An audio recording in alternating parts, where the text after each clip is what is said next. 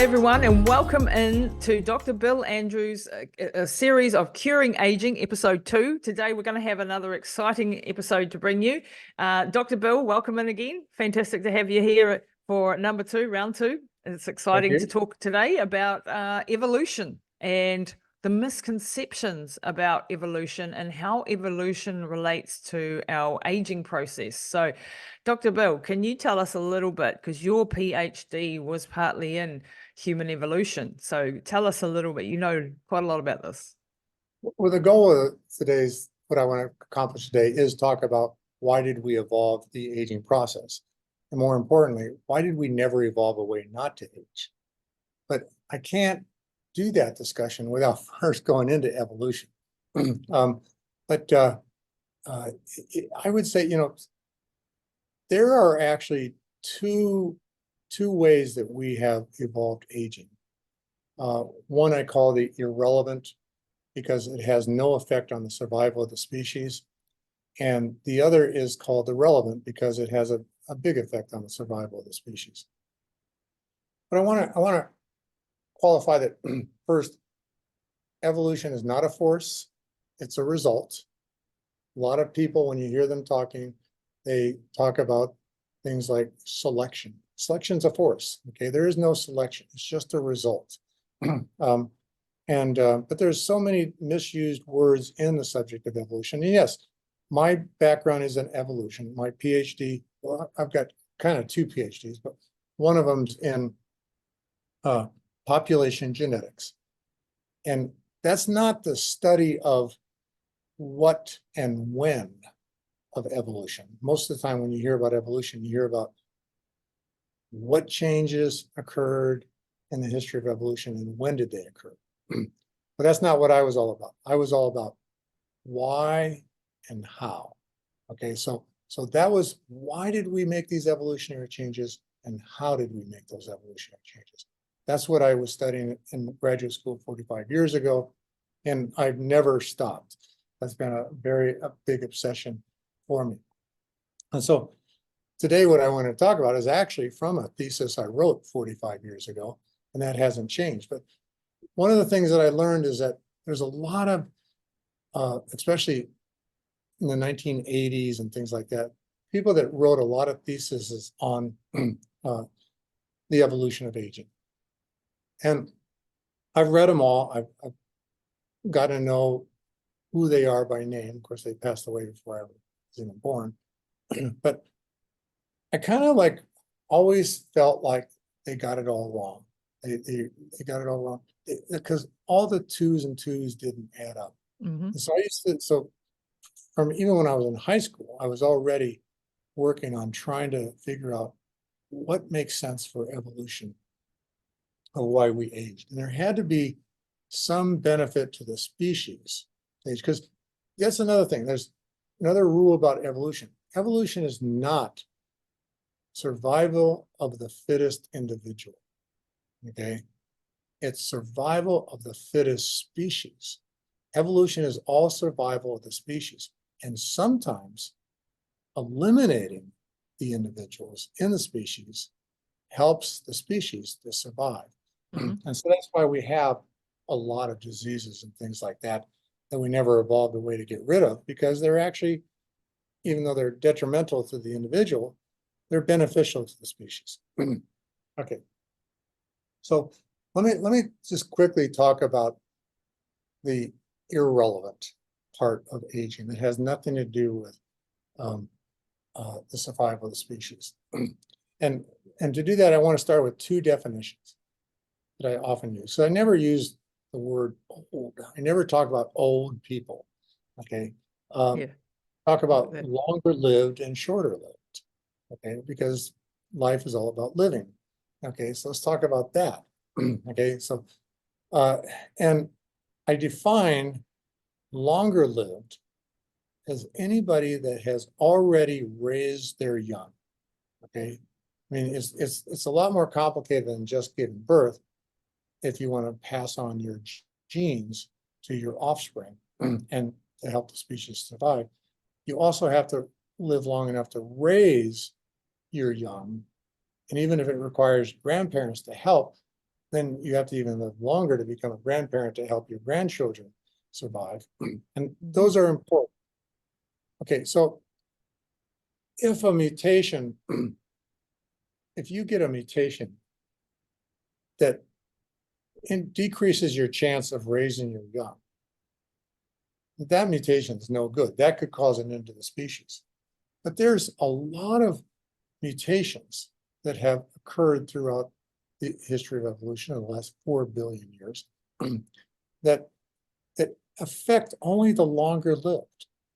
Okay, and that includes like heart disease, cancer, Alzheimer's, name it. Lots and lots of different diseases seem to have no effect on the shorter lived.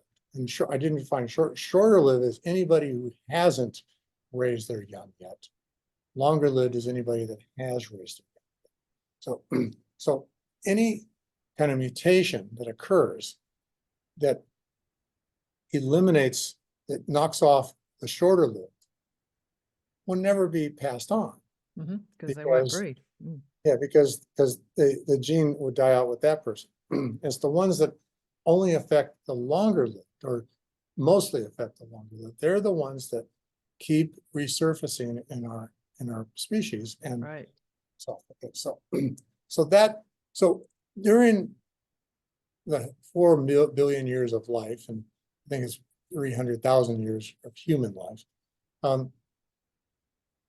we've been accumulating these kind of mutations because there's nothing to prevent them. It has no negative effect on the survival of the species. Yep. There's nothing to stop them. And so we have accumulated heart disease and cancer and stuff like that because they only affect us when we have already raised our young, and they don't hurt the success of the species whatsoever. So that's the easy one to explain. That's one. But the reason why I want to mention that was because everybody in the field, in the evolution field, is trying to create explanations as to why we evolved an aging process. And it's kind of like passive. There's no reason, okay, when we just talk about the irrelevant stuff. I can also tell you that most people that have published doctrines and things like that on the evolution of aging don't have a background anywhere near as good as mine. In fact, some of the most, Mike Rose, Dr. Mike Rose is probably the person that I look up to the most in the field of evolution of aging, because he does have a strong background, and like I do and stuff. But most of the other people, they got their PhDs in physics and then decided to suddenly start learning about evolution, and they're essentially newbies in evolution, and they're publishing articles and stuff like that about evolution. They get it all wrong. And the same was true for back in the 1980s and stuff like that. A lot of these people really missed the boat a lot. And so not only do I have a background in what is it? Population and population genetics. Well, getting the name is molecular and population genetics of PhDs, and I was thinking it was the first one. Yep. Not only do I have a lot of background in that, but I also have a lot of training in statistical theory, logic, probability, and just common sense. Okay, I mean, I've studied all those subjects a lot in high school and college, and one of the first things that always come to mind is that when you look at a curve of how old people are when they die of old age, you find that it's pretty much flat for a while and then gives a strong peak and then drops. Okay, anybody that knows anything about statistical theory will tell you that that's not a result of random events. That's a result of something programmed, or some cause that's actually forcing the people to age. Yeah, because we all sort of die in a 20-year period, a very short span of time of precipitous decline, pretty much. If it was due to a series of random events like mutations from space, the air, environment, things like that, we'd see more of a normal curve, okay, not a type curve. the normal curve would be shifted out a little bit, but it wouldn't be this tight curve that suddenly just plummets. Okay, so we know that for starters. Okay, so aging is something that there has to be a little bit more than just what I mentioned, the irrelevant. Okay, so the relevant stuff has to do with the fact of evolution. And I guess the best way to start it off is to ask the question, suppose you created a bunch of species, a bunch of different species, and put them on some planet, and then just watched what happened. Okay.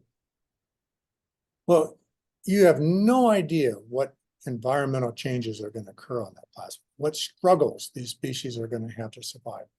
Nobody can predict any of these things. There could be meteors hitting the earth, volcanoes taking off, new predators getting created that kill off one species over another, new viruses, new things that make you sick. All these kind of things could suddenly evolve, and you have no way of predicting what those are going to be. Okay, so when creating these species that you're going to put on this planet, what is the number one quality that you want to give them? Adaptation. To increase their ability to survive. What's that? Be adaptable. Adaptation.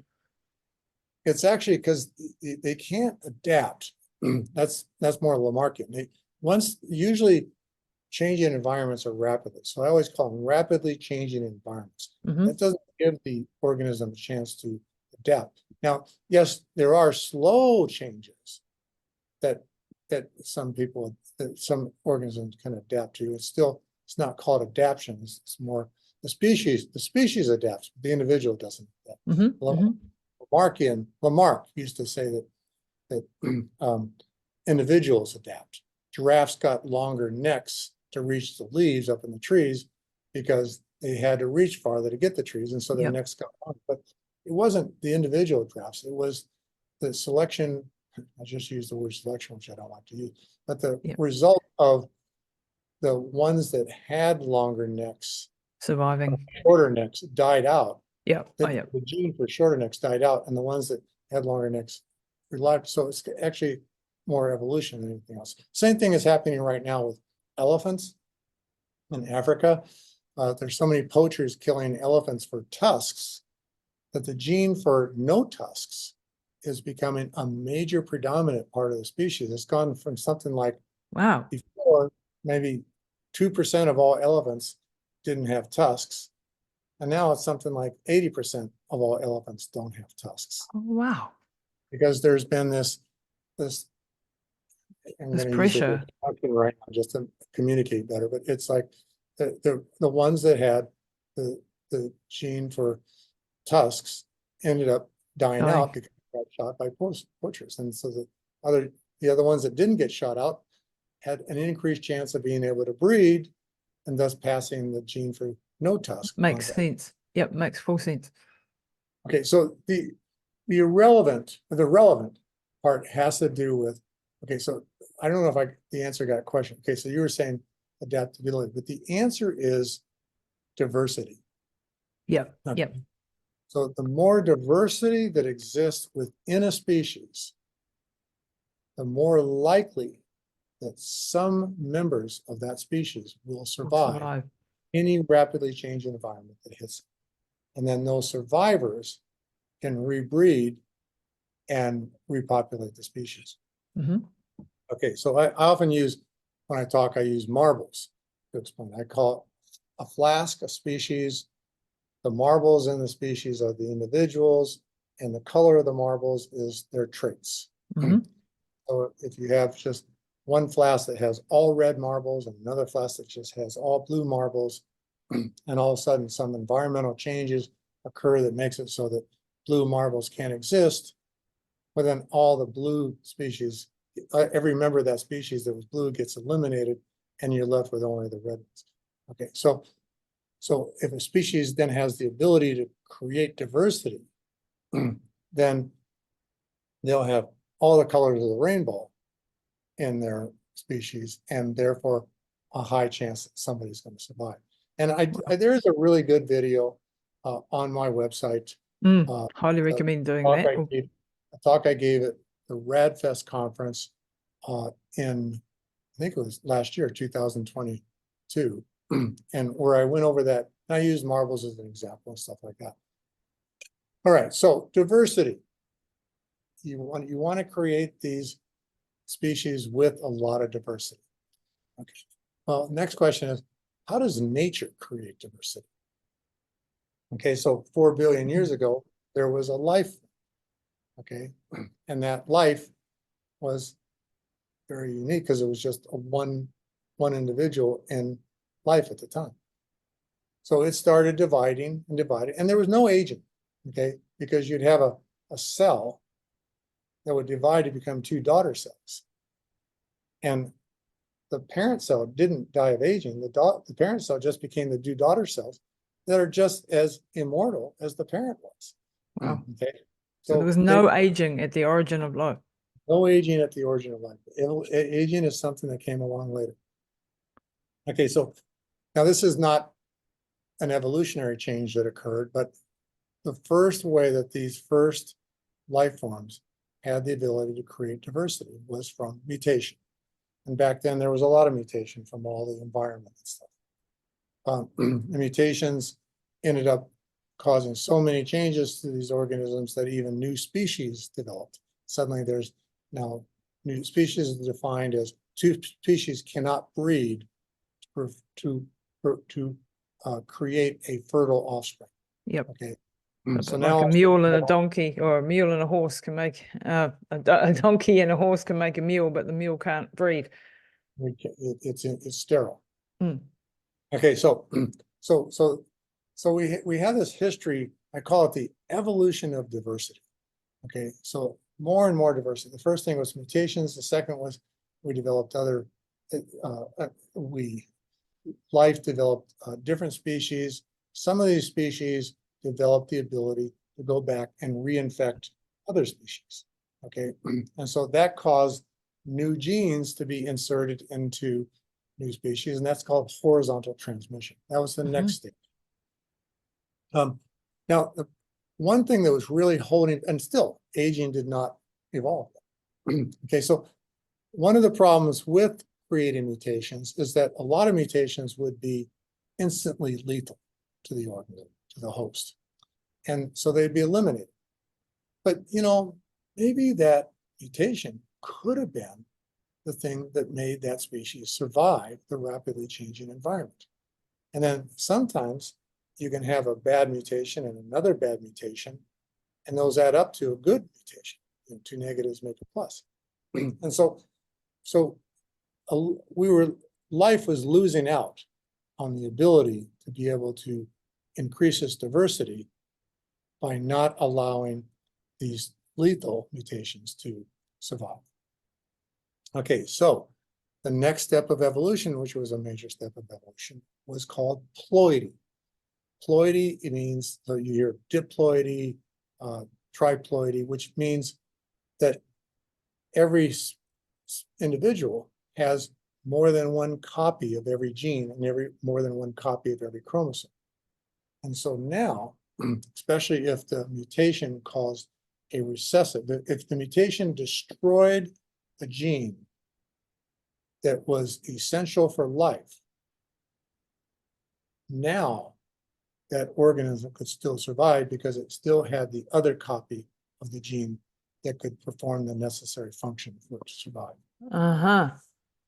So ploidy created a lot of opportunities for lethal mutations, and oftentimes these lethal mutations were the thing that allowed the species to survive. Okay. Still, aging did not evolve. Okay, wow. Still we had no aging.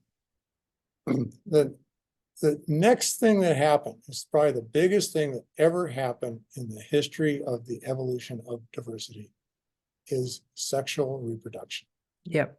Because now you could start shuffling the genes. Okay, so you'd have members of the species that are passing on the same traits one to another. So you would develop almost we developed subspecies within the species that had different traits.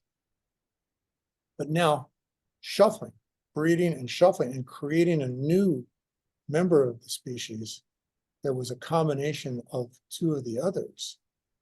This was the biggest thing that increased diversity, probably the most successful thing ever to happen that increased the ability of species to survive. And that's why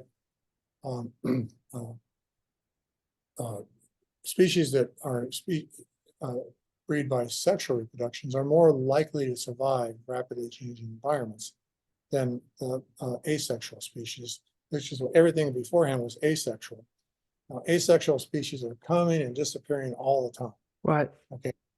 But the ones that are sexual reproduction species, they last a lot longer. Okay, so Wow. So now you're shuffling the genes up. You've got the genes, you're mums and creating dads creating offspring, and then those kids more are diversity within species ever. Okay, and then every generation has more and more diversity because they are shuffling and shuffling continuing on. What else could a life form do to increase the diversity even more? make sure And the old ones don't stick around. eliminate the longer lived. Mm-hmm. That's The longer lived, yeah. the more, if you have two species and one eliminates the longer lived that has already raised their young, that, and the other one doesn't. The species that eliminates the longer young gives the shorter lived members of the species a better chance of intermingling and shuffling their genes together, which increases the diversity a lot better than if you were to allow the longer lived to reproduce. Yeah. Now, So you're shuffling things up. So a bit like, in the royal families where they started to intermingle, like too closely, you started to have problems because they had two similar genes, Yeah, they were inbreeding too much and bringing. Yep. So I was talking about how you could have ploidy and you could have the bad gene would be okay because you still had the good gene. Well, now by doing the interbreeding with close races, Relative. you were increasing the chances that two of the negative genes would come together. Right. And that's why a lot of like the royal family have hemophilia running through their genes and things like that, which is, I think, factor 8. I can't remember. I know the process really well, the clotting cascade for blood. Mm-hmm. I can't remember all the names exactly. Okay, so eliminating the longer lived. We were already, because of the irrelevant approach, we were already creating these mutations that only affected the longer lived and got rid of the longer lived. But now there is actually an advantage. That's why I call it relevant, because it was increasing the species' ability to have diversity and therefore increase its ability to survive rapidly changing environments. Now, there is such a thing as called Hardy-Weinberg equilibrium. So anybody who's an expert in genetics is probably going to say, hey, Bill, Hardy-Weinberg equilibrium always causes everything to become stable after a time. But you have to remember, you're still including all new mutations, all new horizontal transmissions, and things like that that are always causing new changes. And so the diversity of the species will continue to increase by eliminating longer lived and just allowing the shorter lived to breed. That's it. Wow. Wow. That's why we age. And too many people are saying that we age to keep us from getting cancer, or we age to keep us from getting some other diseases. And it's just, okay, so besides my degrees or education in population genetics and logic and statistical theory and probabilities and common sense and all that kind of stuff, I also study cancer a lot. Mm. Okay. Yeah, and huge reputation in the cancer realm. Yep. back in 1997, I was actually the United States Inventor of the Year for my cancer research. So I know a lot about cancer. Okay, so if you're a shorter lived individual and you get cancer, that cancer is going to kill you before aging could ever kill you. Okay. If you get cancer after you're a longer lived individual, then that cancer could kill you. No, then the aging would kill you before the cancer would. Okay, essentially. The aging of the cancer cells itself. Okay, but what cancers do, and that's why a lot of longer lived people do die of cancer, is the longer lived figures out a way to cure its own aging. And so as a result, the cancer doesn't age and it kills you. And becomes immortal. And that's the problem with cancer, isn't it? It's just immortal cell lines. the main reason why cancers become immortal is because the short telomeres that result from all their cell division cause mutation rates to skyrocket. You can actually look at cancer cells in the microscope, and there are so many mutations. You can see the chromosomes all rearranged. Okay, there's that many mutations. But some of these mutations will cause the telomerase gene to turn on. Okay, because it mutates the regulatory mechanisms that turn telomerase on and off. I know I wasn't going to talk about telomeres today, but let me just say that. And another thing is that sometimes mutations can cause chromosomes to break and rejoin to other chromosomes, and that sometimes can put the machinery that regulates the telomerase gene under control of some other machinery. Wow. Thus allowing telomeres to turn on. There's also another pathway called the ALT pathway, which is alternative lengthening of telomeres, that affects about maybe 10 to 15% of all cancers, in which telomerase doesn't turn on, but it still lengthens telomeres.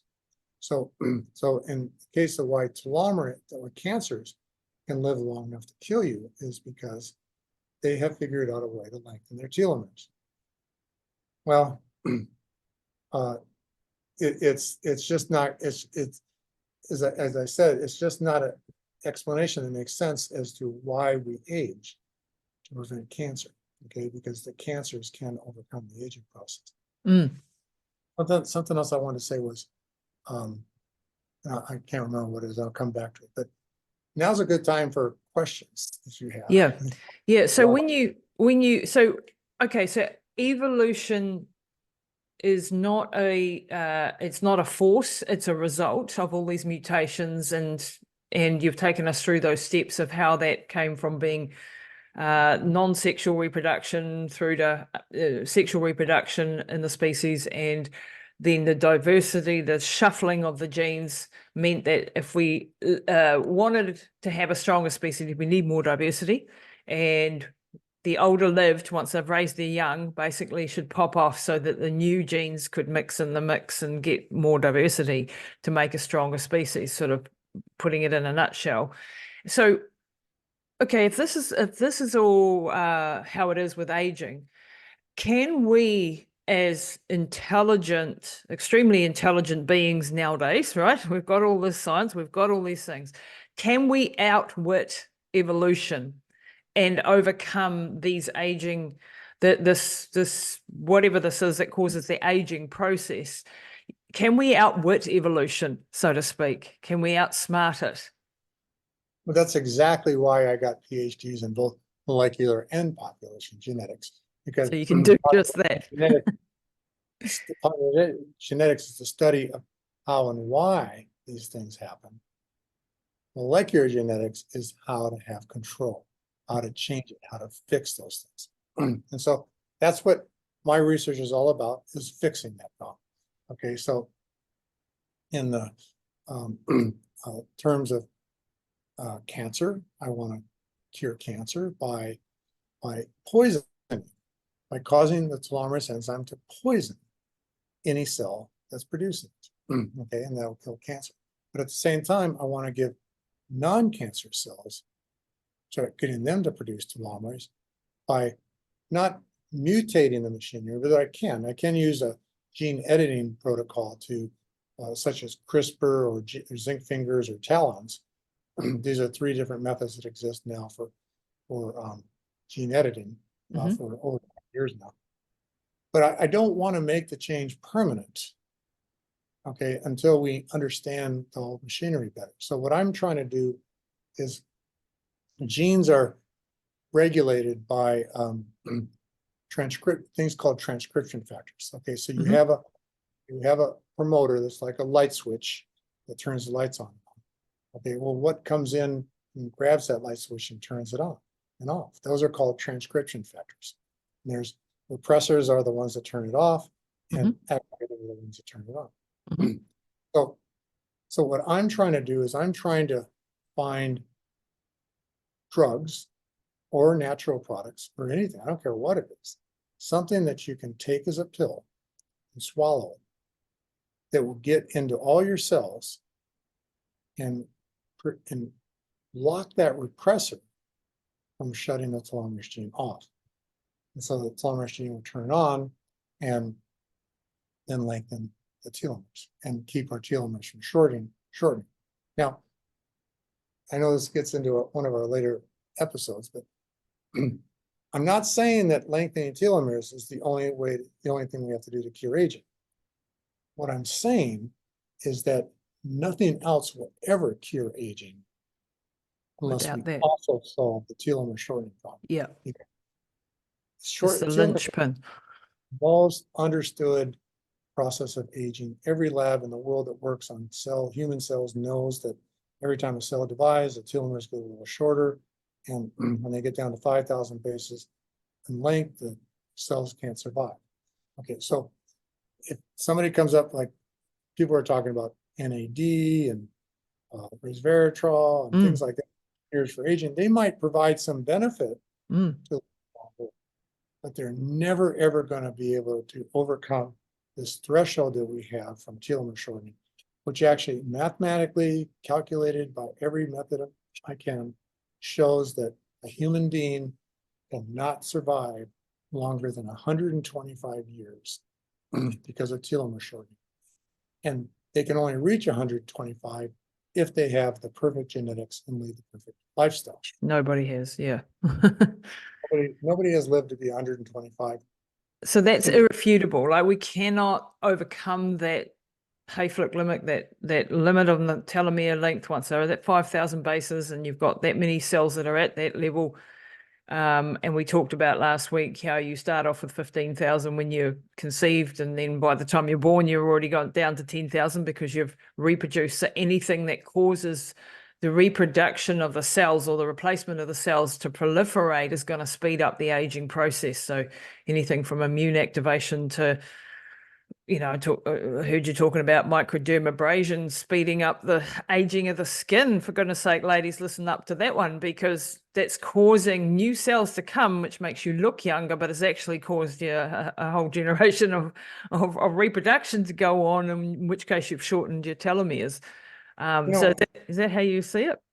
Yeah, I don't promote products very much, but I do want to tell you one of the leading place in the world that understands what you were just talking about, microdermabrasion, and they have products that will do different ways. Instead of that, they know that microdermabrasion can accelerate aging. They know why and stuff like that. And they just happen to be in New Zealand, where you are, and that's the company One Truth. One Truth, I've got some of their products. Yeah, wonderful. They're a small company. They got great products.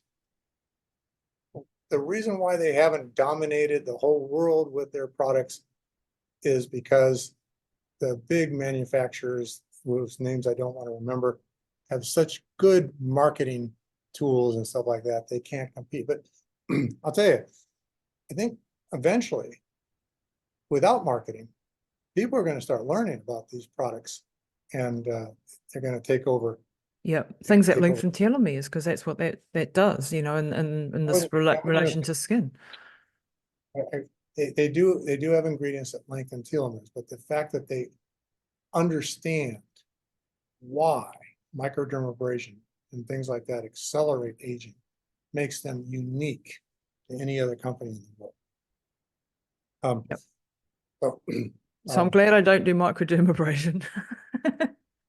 Because it does, you know, you think, oh, well, it'll take off that, or retinol, or things that take off that top layer and bring through a new shiny underneath skin, but you're speeding up that process. And that's just a really good analogy for what is going on in the whole body and what you're talking about. Because yeah, so I had a question then, we're getting slightly off topics, but senolytics that get rid of damaged old cells that are dying, you know, that are still alive but not reproducing, is that going to speed up the aging process by using senolytics like rapamycin and quercetin and fisetin and co? well, yeah, I don't want to, I don't want to get into debates with people that have really great theories and are working on theories that could possibly be the people that end up curing my age.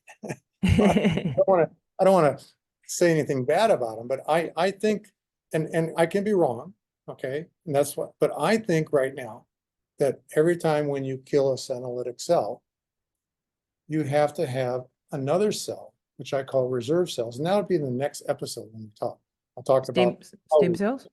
Well, I'm going to be talking about how we age. So in the skin, we'll have to have other cells that divide to replace the cells in our skin or elsewhere that we have killed off because they're senolytic. Well, when those cells divide to replace those removed cells, the telomeres get shorter. And you've accelerated by getting rid of the senolytic cells, you have increased the rate of telomere shortening to fill in the spaces left void by removing senolytic cells. But the senolytic cells themselves are inflammatory and causing damage and aging the system from another perspective. So we're not quite there yet. We don't quite know. I do not discourage senolytics whatsoever. I just need people to be aware that they're also accelerating it. But you know what's going to be the real solution? Is when we have a drug or natural product that it stimulates, that lengthens telomeres so well that it does it as well as our reproductive cells. Yep. Then the ideal treatment will be the telomerase inducer plus the senolytic, because now you use senolytics, get rid of those senolytic cells, senescent cells, and then replace those cells without the telomere short. Without the telomere short. And that, I mean, one more question on that line of thinking. Then stem cells, you know, for example, stem cell production, increasing stem cell production, you know, like there's some research come out about hyperbaric increasing stem cell. Yeah, the Shia Frates group in Israel. And then you've got people like Christian Drapeau, who's, you know, Stemregen, who's saying that the products can produce more stem cells out of the bone marrow. Are we depleting, and I've asked him that too, I said, are we not depleting our reserves of stem cells when we're releasing more stem cells, or does it not work like that? And he said it just replaces itself, it duplicates itself, and you're releasing more. Yeah, where do you sit on that science? You are exactly right. Okay. And right now, things like hyperbaric chambers actually accelerate aging. Okay.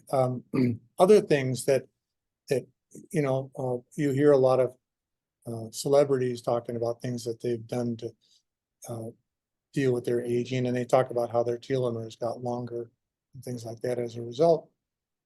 But they didn't really get longer, okay? Because a lot of people are just overlooking a very important system that occurs in the body. And bone marrow is the source of that problem. You mentioned bone marrow. Okay, so in our bone marrow, we have like blood cells or precursor blood cells that have gone through very, very little cell division during the life of the particular person. And so they're sitting there sometimes I refer to them as reserve cells, but they're sitting there in our bone marrow, young, with really long telomeres, just waiting for something to induce them to divide and then flood the blood. Okay, and so when you induce stress, like hyperbaric chambers, now what's the latest one? Okay, so some guy a year ago spent 100 days underwater and came back and his telomeres were longer. And he's saying, well, now everybody should go live underwater to cure their aging. Astronauts went into space. One twin went up in space, the other twin stayed on the ground. The twin that went up in space had longer telomeres than his twin brother when he got back. Okay, so this is getting a lot of press, and a lot of people are saying, oh, here we got to figure out ways to do hyperbaric chambers and mimic space things and things like that. And what they're overlooking is that they're only measuring the telomere lengths in the blood. And the bone marrow has now, because of the stress, caused one or more of those young cells to start dividing, to come in and fix everything in the blood. And by the time they've divided a few times, those cells still have longer telomeres than the blood cells that were in the blood before the stress. So now they measure the telomeres, and the average telomere length is longer because these new cells have been incorporated into the blood that already have longer telomeres. But there was no telomere lengthening at all. There's no telomere, it's just the population. But the net result, if you don't just look at the blood, you look at the whole body, the net result is that telomeres have gotten shorter faster than they should have. The average length of your telomeres in the whole body are now shorter, even though the average telomere length in your blood is now a little bit longer.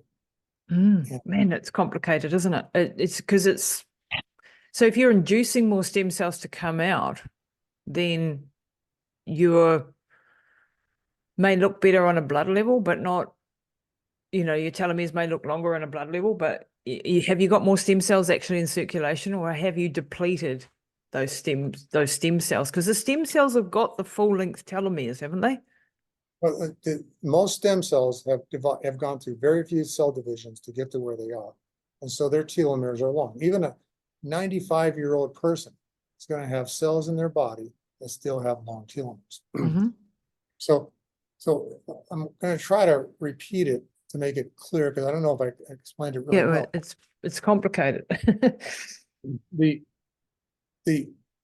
Okay, so the cells with long telomeres get depleted in the bone marrow, okay, by essentially moving those cells into the blood. And because the cells that were already in the blood already had really short telomeres, because you're supposedly a longer lived person by this time, the new cells that are coming into the blood have longer telomeres. But they had their telomere lengths because they came from cell divisions from cells in their bone marrow that had long telomeres. Yeah. So the average result is that telomeres are getting shorter. And so people are spending fortunes on hyperbaric chambers and stuff. And I'm a big fan of it. I've got a hyperbaric clinic, and I've seen the results with my mum. Okay, well, hyperbaric chambers are good for you. Don't let me say anything. Hyperbaric chambers have a lot of advantages. I just need people to recognize that it is accelerating their aging. Just like microdermabrasion does make your skin look young, because when you cause new cells to divide to replace those dead cells, it always looks young. Well, hyperbaric chambers do the same thing. They are providing a lot of cognitive improvements, a lot of immunity improvements, a lot of things. So I'm not going to discourage anybody from doing hyperbaric chambers. And I'm not going to discourage anybody from doing some of these things that the celebrities are all doing. I don't want to mention names. But it is like it's an oxidative, it's a balance of the oxidative stress, isn't it? Like, so if we talk about So, when you breathe oxygen, we need to breathe oxygen to survive, but some of those oxygen molecules are going to be radicalized, 1 in 10,000 or whatever. And then we need antioxidants to come along and hopefully clean those up and suck them up. And if we have too much oxidative stress, so you can't say that oxygen is bad per se, because oxygen is necessary for life, but a percentage of those are going to be radicalized and cause problems and age the system and the cell. Is that a way to see it? It is, but it goes one step further than I needed to go. We didn't need to even go into the subject of oxidative stress to address the issue that I was addressing. Right. But you're damned if you do and you're damned if you don't. Yeah. It's like exercise, eh? Got to do all these things because it does make you feel better and healthier. And what's the point of living if you're not living, right? Yeah. It's like what's the point of living a long time if you're not living? It's like calorie restriction. If you're starving all the time, do you want to live? Right. But I want to encourage people to do everything they can. There's a lot of great things on there. I think the most important things is take your NAD drugs. And my favorite is nicotinamide riboside. Mm-hmm. Okay. I think it works a lot better than the other stuff that exists. I highly recommend taking nicotinamide riboside, this abbreviated NR. I believe taking a lot of supplements that decrease stress, and so decrease inflammation and decrease oxidative stress. Okay, as you were mentioning before, because both of those things accelerate aging. Yeah. And any really smart person in the field of anti-aging will tell you that the number one cause of aging is inflammation. Yeah. Okay. We have to find ways to decrease inflammation. And there are people, I'm going to recommend like Dr. Caldwell Esselstyn, who has written a book on reducing inflammation by diet. There's a lot, and also Dr. Amy Doneen, who's another doctor. People can Google these names and find out from them. And that's to decrease inflammation is the number one best thing you can be doing right now. Okay, and there's also learning what particular things cause inflammation in you is important, because everybody's different. And some foods cause inflammation in some people, but not others. Yep. So there are really good tests. I'm not talking about allergy tests. I'm talking about immune sensitivity tests. Okay. There's a test called ALCAT, ALCAT, which I highly recommend. It will tell you what foods you can eat and not eat to decrease your inflammation. And everybody's going to get different results. There's a new test called MRT invented by the same person that invented ALCAT. And I haven't had a chance to try that yet, but I'm pretty excited about that. But personally, I'm going to do both. Okay, I'm going to do both tests, and because it'll give you the best answers. But yeah, so inflammation. The second most important thing is oxidative stress. But you can take a lot of things to decrease oxidative stress. Like, there's lots of antioxidants on the market. Plus, your body produces its own antioxidants. I highly recommend N-acetylcysteine, which actually becomes glutathione when you swallow it and it gets in your cells. I think that's one of the best ones. Alpha lipoic acid is another really good one. Yep. Those sulforaphane is a really good one. What's the one? ECEG. I can never. Yeah, EGCG. Yeah, green tea extract. That's really, really good. Yeah, perfect. And there's a host of others, and in my videos I talk about a lot.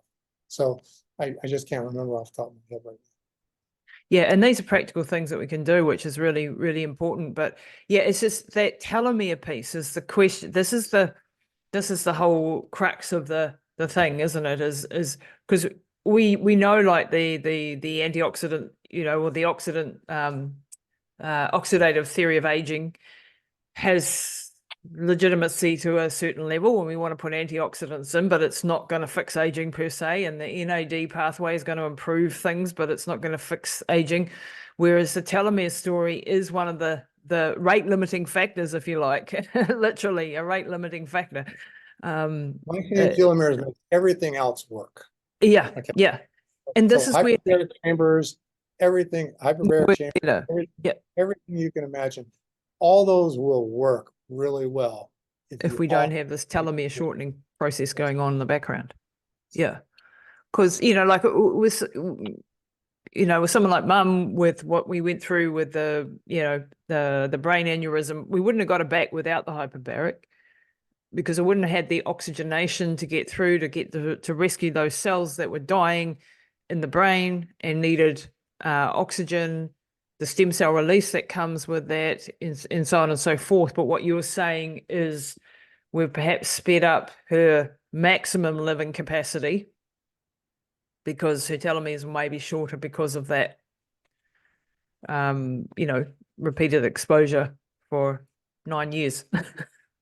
Well, I do believe that a lot of diseases, including dementia, and muscular dystrophy, and multiple sclerosis, and CIDP, and all these things, are all treatable by lengthening telomeres. Wow. Because, and I'll talk about that next time. A lot of diseases, the reason why they only show up in the longer lived instead of the shorter lived, when the shorter lived have the same mutations, is because every time the mutation causes a cell to die, another cell can divide to replace it. And so you're perfectly healthy until you become longer lived. And then you lose the ability to replace those damaged cells because the telomeres got too short as a result of replacing all the damaged cells.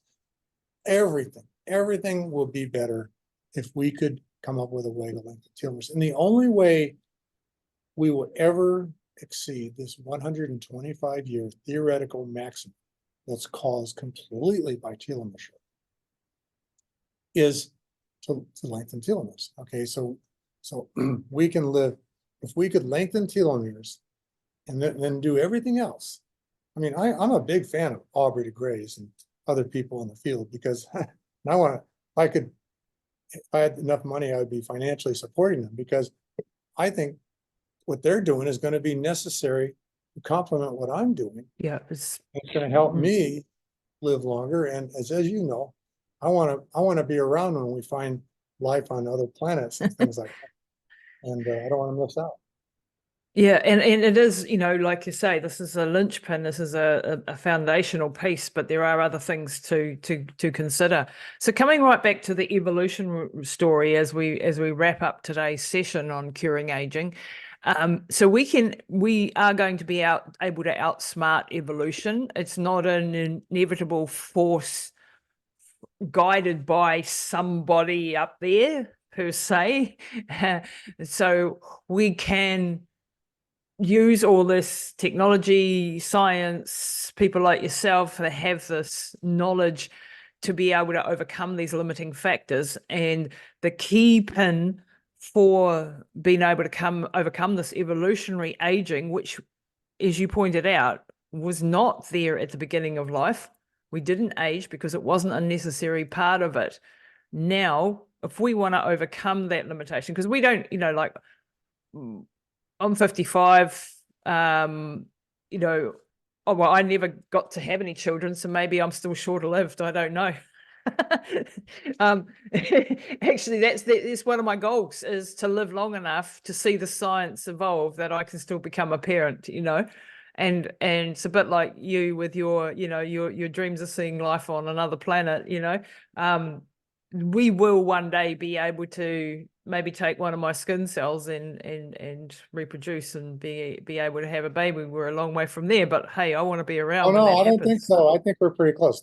We're really close. Watch Dr. Michael West. Dr. Michael West. Okay. He owns most of the technology on what's called induced pluripotent stem cells. He calls it, there's ITR, I'm forgetting what ITR stands for, but he's actually got some really great things that are really close that are going to make anybody be able to have a baby at any age. Wow, there's still hope for me yet. Oh yeah, and well, if you want kids, I mean, kids can interfere with your ultra marathon. No, mothers can do that too. Yeah, but like in all seriousness, these breakthroughs are not pie in the sky science fiction anymore, even though that might sound science fiction. It's not. And we can, within the next couple of decades, we're going to see changes like we've never ever seen before. And the thing is, I think people, there's this curve, I've forgotten the name of it, with technology and science and everything. This curve is in nature. It's always there, that we get all excited. We think we're on the cutting edge of the breakthrough, and then crickets, nothing happens for a little while, and then everyone goes away, forgets about it.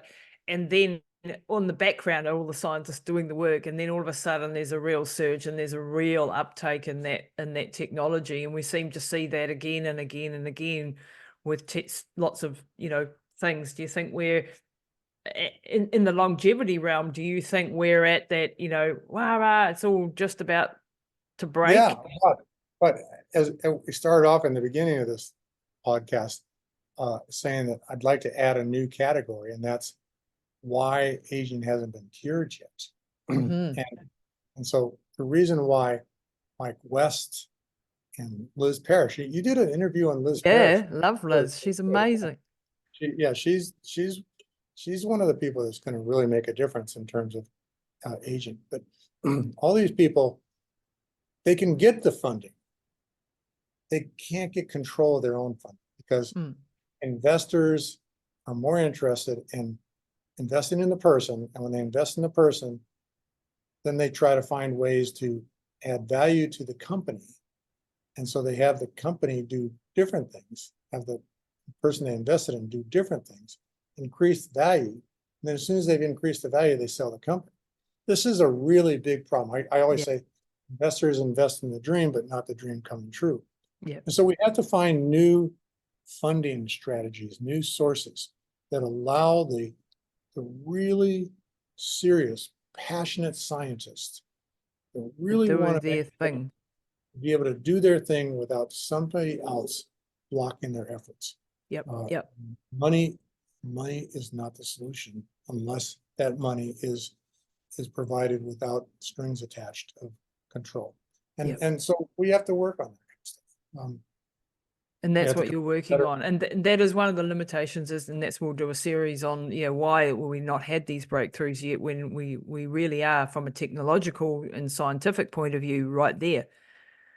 Like you said in your, one of your business strategy plans, I think, give me, I've forgotten the amount, X amount of millions in 3 years and I'll have a cure for aging. And you truly believe that, but you need the X amount and you need the 3 years to the day. I calculated it really well. And I do have a history of being very accurate. I've been involved in a lot of the blockbusters in biotech, and I've always been very good at predicting how long it will take and how much it will cost within 10%. I don't know anybody that can make that kind of claim. Yeah. And so but I've got my own systems for figuring out how much something will cost. And I estimate that it will cost $130 million in 3 years to actually come up with a pill that you can swallow that will make you younger. Okay, that it would have to go through preclinical and clinical studies, and the 130 million won't cover that. But once I have a drug that I can show that I can turn a human cell in a petri dish into a young cell by every method imaginable, I don't think I'll have any problems finding people that are going to pay for those preclinical and clinical studies. And one of the things, proof of concept, is coming from what Liz Parrish is doing. Yeah. And that's the gene therapy, because gene therapy is something that can actually has the potential of reversing aging now. It's just very expensive and very difficult. And to get somebody to find the exact right conditions and the right dose to use is I estimate is going to end up being like $1 million to treat one person once. Yeah, Okay. exactly. So only My the call. rich can, yeah, rich can We don't benefit at the moment. Mm. on there. I personally don't care about that. I want to drop it from planes when we have a pill that cures aging. Yeah, Okay. exactly. Everybody have access for it, and that's your goal. That's your declared goal, is to have that to be affordable for everybody, and not just for the billionaires of the world that can I afford won't be able to drop it from planes because I'll never get investors if I agree to that. it. Maybe not. Like, Maybe you have any to. investor listening, I will do exactly what you say about marketing, as long as you let me do everything I need to do about science. Exactly. And then that is the problem. You need to be able to control the company and control the science and what you're actually studying, and just be left to your own devices to do all of that and to make it happen. Dr. Bill, you've been absolutely fascinating again as usual today, and I'm looking forward to part 3 that will be out shortly. What are we discussing in part 3 of the curing That'll aging? be how we age. How we Okay. age. Yep. So I barely scratched the surface of that today, but I will go over in great detail about how the aging process actually works. And but I don't want to say anything more than that. I'll No, just we'll leave it. We'll leave it for next time. We'll wrap this one up. Well, I'm upset that we're already done. So I look forward to our next one. Me too. Thank you, Dr. Bill. All right. Thank you. Thanks so much for watching, and we hope you enjoyed this video. Please like, comment, hit the notification bell and subscribe, and of course share it with just one person who you think could really benefit from this content. Click here to watch last week's episode, and click here for my website, and click here to watch a video you may not have seen yet.